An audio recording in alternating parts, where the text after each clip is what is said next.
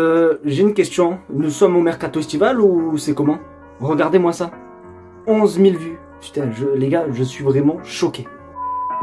Salut à tous les amis, j'espère que vous allez bien. Écoutez, moi je suis super heureux de vous retrouver pour la vidéo quotidienne. Et oui, comme j'ai dit il y a quelques secondes, je suis juste choqué. La vidéo de hier a super bien marché. D'ailleurs, je ne sais pas comment, parce que c'est une vidéo comme d'habitude, mais en tout cas un grand merci à vous. Et comme d'habitude les amis, la vidéo du jour ne change pas puisque ça fait 3 ans que je vous partage tous les jours l'actualité du FC Barcelone. Donc si toi derrière ton écran tu es fan du Barça ou bien même des vidéos actualité, tu es tombé sur la bonne chaîne. N'hésite pas à me le faire savoir en mettant un petit pouce bleu, le partage, surtout l'abonnement des familles qui fait plaisir pour se contenter des 50 000 abonnés. Et on va pas se mentir que grâce à la vidéo de hier, on a quand même pas mal avancé sur le projet. Donc vraiment un grand merci à vous. Aujourd'hui au programme, il y a des bonnes comme des mauvaises nouvelles. Donc vraiment restez bien jusqu'à la fin de la vidéo. Sur ce, j'arrête de parler, on passe l'intro et on commence par l'info numéro 1. C'est parti.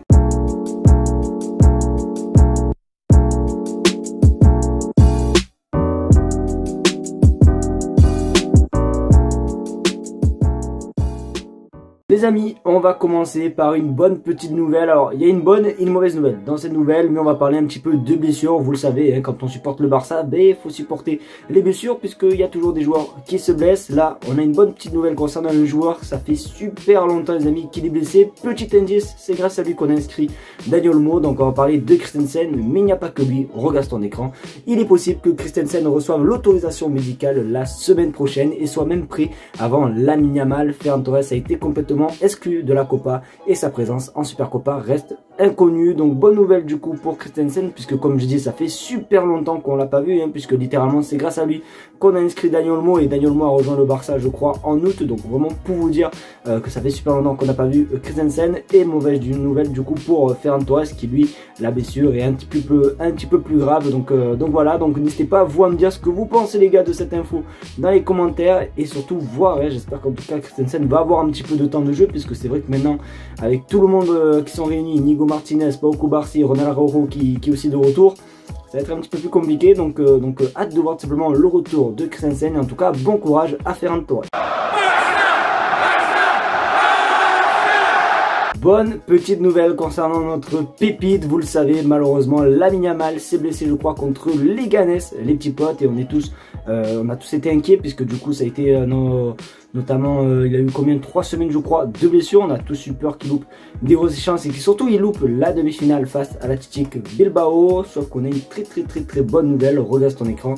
Breaking, Lamine Yamal sera prêt pour la demi-finale de la Super Coupe d'Espagne. Et pour rappel, la demi-finale de la Super Coupe d'Espagne se joue le 8 janvier, ce qui veut dire littéralement la semaine prochaine. Donc du coup mercredi prochain. Donc du coup bonne nouvelle, Lamine Yamal sera bel et bien présent. Donc honnêtement quelle bonne nouvelle, parce que c'est vrai que comme je le dis, comme je le répète, et même j'ai même pas besoin de le dire pour que vous le voyez, il y a un Barça avec Lamine et il y a un Barça sans Lamine Yamal. On voit totalement la différence. Et c'est vrai que le début de saison avec Lamine Yamal, d'ailleurs on avait gagné je crois 2-1 face à l'Athletic Bilbao. Donc j'espère qu'en tout cas ça nous portait chance, et j'espère surtout que cette info est vraie, parce que vous le savez, généralement quand il y a un blessé et qu'on annonce son retour, voilà, des fois, à chaque fois, on peut attendre encore des semaines et des semaines et on verra pas du tout le retour. Donc du coup, très bonne nouvelle du coup pour Lamine Yamal. N'hésitez pas à vous me dire ce que vous pensez les gars dans les commentaires. Mais du coup, Lamine Yamal sera bel et bien présent pour la Super Coupe d'Espagne face à Bilbao. Honnêtement, j'espère que cette info est fausse, parce que là on va parler d'un joueur qui me tient énormément à cœur et que je veux voir au Barça en plus. L'été prochain on va parler d'un joueur libre, un joueur qui a le niveau pour moi du Barça. On va parler de Jonathan David. Vous le savez, Jonathan David ne devrait pas prolonger avec le LOSC, et du coup forcément il y a toujours eu des rumeurs entre Jonathan David et le Barça, puisque le Canadien ne fait que dire simplement en conférence de presse qu'il veut rejoindre le Barça, que c'est un club de ses rêves et compagnie.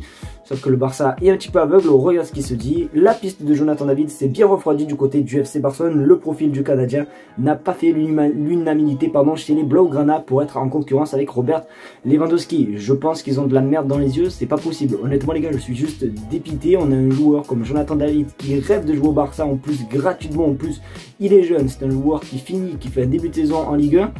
Et le Barça n'est pas intéressé. Je comprends pas qu'est-ce qu'il va. Alors oui, c'est bien beau de nous promettre des Victor Gyökeres, des Haaland, des compagnies. Oui, c'est beau, waouh. Mais Il n'y a que sur Career Manager sur FIFA que tu peux les recruter. Et encore, je suis pas sûr. Donc honnêtement, je suis juste dépité. Pour moi, Jonathan David a largement sa place au FC Barcelone. En plus, quand tu as un joueur qui a énormément d'envie, qui a envie de tout faire pour réaliser son rêve, forcément, tu es encore plus motivé. Et honnêtement, je sais pas, si là, à l'heure actuelle, il n'y a pas Lewandowski, tu mets qui à la place?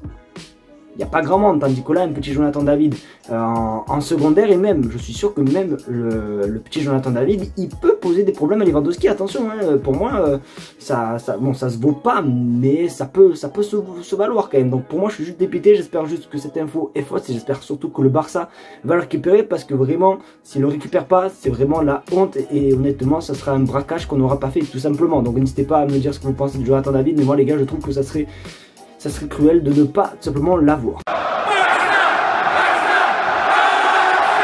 Et que le Barça, ce qui est bien, c'est que c'est une semaine, une nouvelle pépite. Après avoir vu des joueurs comme Ibrahim Diarra ou bien même le joueur de Malaga, je ne sais plus son nom, le Barça sera encore sur une autre pépite, une pépite très connue au Sénégal. D'ailleurs, j'en profite un petit peu de parler du Sénégal, puisque je tiens à vous remercier. En 2024, la chaîne, le pays où je suis le plus regardé, c'est tout simplement le Sénégal. Donc vraiment, gros cœur sur vous. N'hésitez pas à me dire dans quel pays vous venez, les amis. Genre là, vous êtes en train de me regarder depuis où? Vraiment, dites-moi tout dans les commentaires, parce qu'honnêtement, ça m'intéresse. Mais en tout cas, grosse force au Sénégal. Et du coup il y a une pépite du Sénégal qui pourrait signer au FC Barcelone. Regarde ton écran, Amara Diouf, un ailier gauche talentueux de 16 ans et surveillé de près par le FC Barcelone. Et oui, je me suis un petit peu renseigné à lui. C'est un joueur qui joue dans un club, je crois, au Sénégal, qui est d'ailleurs aussi en approche avec le FC Nantes, le FC Metz, les amis, puisque du coup le FC Metz sont en partenariat, je crois, avec son club de foot et tout. Donc à voir qu'est-ce qui va se passer, puisque le club messois est intéressé. Après, bon, on va pas se mentir que bon, quand tu vois le Barça ou le FC Metz, je pense que à part si t'es fou, tu choisis le FC Barcelone. Après, ça veut strictement rien dire. Alors actuellement, je crois qu'il est blessé, donc le Barça suit quand même de tout près un petit peu les suivis de blessures, puisqu'il n'a seulement que 16 ans, et peut-être qu'une blessure comme ça est quand même assez grave à son jeune âge. Donc à voir, n'hésitez pas à me dire si vous en savez plus d'ailleurs sur ce joueur, les amis, dans les commentaires, s'il est vraiment si talentueux que ça. Après, honnêtement, j'ai confiance à la direction du Barça, je pense pas qu'ils vont pister des fous, donc n'hésitez pas à me dire ce que vous pensez, les gars, de ce joueur. En tout cas, hâte de voir un petit peu les suivis de, pourquoi pas, son prochain transfert.